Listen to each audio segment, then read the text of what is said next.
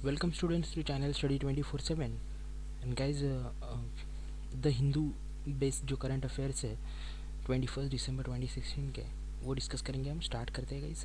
Who has own the BBC sports personality of the year award 2016। सो ये award किसने जीता है गाइज? तो इसका आंसर है एंडी मुरे। जो एंडी मुरे है इन्होंने ये अवार्ड जीता है। एंडी मुरे इन्होंने इस साल विंबलडन टाइटल भी जीता जो कि उनका करियर का दूसरा टाइटल था। और उसके पहले गाइज इन्होंने 2012 में ओलंपिक गोल्ड भी जीता है। 2013 में इन्होंने ये BBC sports personality of the year का अवार्ड भी जीता हुआ है। और 2015 में इन्होंने विंबलडन जीता था, यानी पहला विंबलडन इन्होंने 2015 में जीता था। Next question guys, a French court has found Christine Lagarde guilty of negligence. She is the present chief of. देखिए क्रिस्टीन लगार्डे ये प्रेजेंट चीफ है इंटरनेशनल मॉनेटरी फंड जो है IMF। इसके इन्होंने पब्लिक ऑफिस में निग्लिजेंसी दिखाने के कारण इनको गिल्टी पाया गया और अभी शायद से इनका ये पद भी जा सकता है। एम्प्लॉयज़ प्रोविडेंट फंड ऑर्गेनाइजेशन जो है EPFO has decided to lower the interest on EPF deposits for the current fiscal two dash from 8.8% provided in 2015-16 for its over 4 crore subscribers. जो कि प्रोविडेंट फंड 4 करोड़ लोगों का वहाँ पे है, तो उसके जो इंटरेस्ट रेट है वो कम किए हैं इन्होंने। 8.80 से 8.65 इन्होंने कर दिया है। तो ये आंसर रहेगा। Name the team which has regain the Indian super league ISL title by beating Kerala blasters recently. देखिए ISL जो होता है फुटबॉल लीग है, जैसे IPL होती है क्रिकेट की, और इन्होंने केरला ब्लास्टर्स को हराया है इस टीम ने। वो टीम है एटलेटिको दी कोलकाता, यानी ये जो कोलकाता की फुटबॉल टीम है, गांगुली ओनर है इसके, और केरला ब्लास्टर्स के है सचिन तेंदुलकर ओनर। तो ये मैच बहुत ही रोमांचक था। 5-4 से जीत गया है एटलेटिको दी कोलकाता। इन्होंने 5-4 से जीत की दर्ज की, और सौरव गांगुली वर्सेस सचिन तेंदुलकर ऐसे ये सामना था, ठीक है। और ये लास्ट ईयर भी इन्होंने ही टाइटल जीता था। Which bank has bagged the Scotch Silver Award for attaining the position of number 1 channel partner of LIC of India? Number 1 channel partner LIC of India के कौन है? तो कॉरपोरेशन बैंक इन्होंने ये टाइटल जीता है स्कॉच। और ये जो स्कॉच है ये फाउंडेशन है, मीडिया ग्रुप्स है, बहुत सारी इनके बिजनेस ग्रुप्स है, कंसल्टेंसीज भी।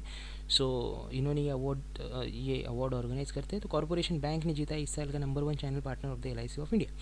Which country has recently signed an open skies agreement with 6 countries at the International Civil Aviation Negotiations ICAN 2016, which were held in Nassau, Bahamas from December 5 to 9, 2016। तो देखिए 5 से 9 दिसंबर के दौरान एक international civil aviation negotiations ICAN जिसे कहते हैं ये हुआ था। इसमें इंडिया ने जो है 6 कंट्रीज़ के साथ जो है ओपन स्काइज एग्रीमेंट साइन किया। अब पहली बात तो ओपन स्काइज एग्रीमेंट क्या होता है? तो ओपन स्काइज एग्रीमेंट गाइज होता है कि जिन देशों के साथ हमने ये एग्रीमेंट साइन किया है वो देश जो है उनकी अनलिमिटेड फ़्लाइट्स हमारे देश में आएंगी। तो वो दो देश कौन कौन से हैं? तो देखिए उसमें आता है Jamaica, Guyana, please note down, चेक Republic, Finland, Spain and Sri Lanka. ये जो 6 देश है इनकी अनलिमिटेड नंबर ऑफ़ फ़्लाइट्स आएंगी।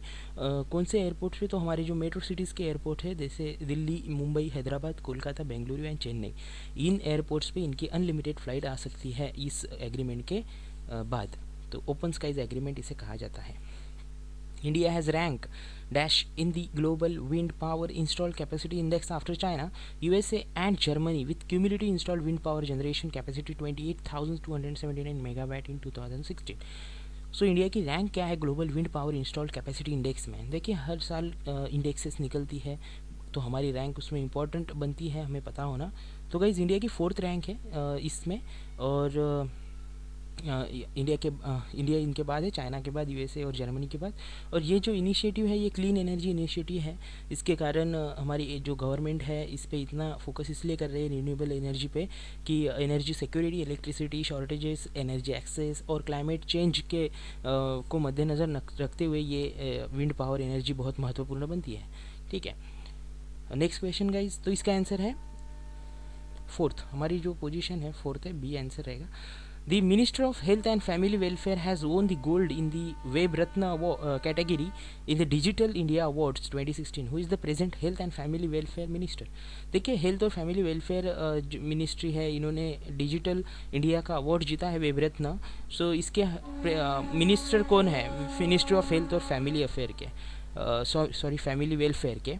So guys, Jagat Prakash Nadda, JP Nadda जो है हमारे हेल्थ और फैमिली वेलफेयर मिनिस्टर है, और इनको अवार्ड दिया गया है हमारे जो श्री रविशंकर प्रसाद, जो कि हमारे इलेक्ट्रॉनिक्स और टेलीकम्युनिकेशन और लॉ एंड जस्टिस के यूनियन मिनिस्टर हैं.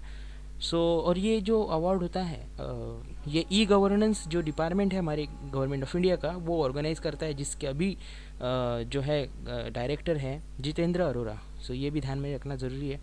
सो दो मिनिस्टर के इसमें आपको ऐसे भी पूछा जा सकता है कि किसने अवार्ड प्रदान किया, तो श्री रविशंकर प्रसाद जो कि electronics and telecommunication technologies, information and technologies और लॉयल जस्टिस के मिनिस्टर हैं, और हेल्थ और वेलफेयर फैमिली मिनिस्टर जो है हमारे जगत प्रकाश नड्डा है.